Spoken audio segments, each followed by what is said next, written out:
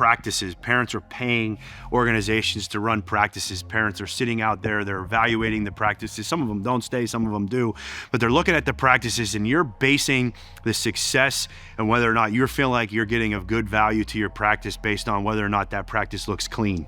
Clean practices do not equal development. We want chaos in our practices. Make things very, very hard, make things very fast, because reality of it is the game's fast and it's chaotic. So encouraging that freedom on the base paths to be aggressive, let it be chaotic, have fun, make your own decisions.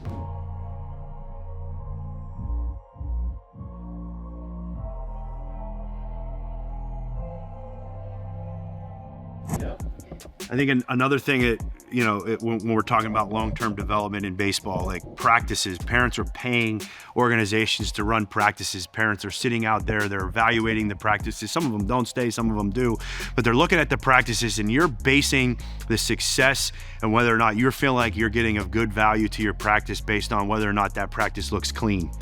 So as coaches, traditionally, we make all these practices, plans, we do all these things, we do things that are safe, they do things that produce success in practice, and there's no learning there. Clean practices do not equal development. We want chaos in our practices. Make things very, very hard, make things very fast, because reality of it is the game's fast and it's chaotic. Most of the mistakes in baseball occur in chaotic atmospheres when, players get picked off, or there's a trick play on, or someone overruns a base, or someone overthrows a base. Like, those are all chaotic experiences.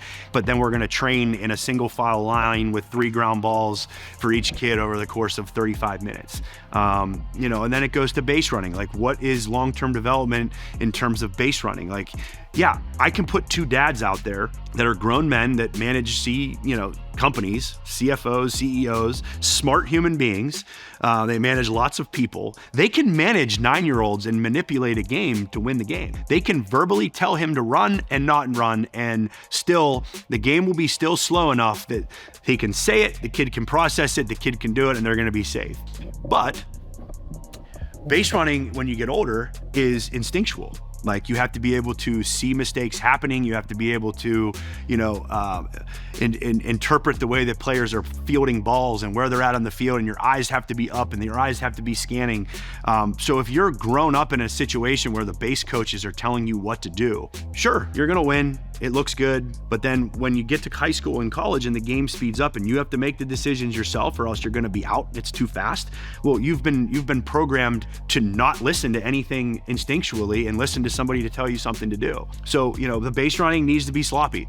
It needs to be super aggressive. We cannot put aggression back into base runners. As soon as they're first picked off or make a base running mistake and they get berated by 16 dads in the dugout for making that mistake, or they cost the team the trophy because of bad base running, that kid is gonna take shitty leads, he's gonna be scared to steal, and he's gonna do it for the rest of his career. He's gonna do it the whole way through high school, he's gonna do it the whole way through college if he plays in college, right?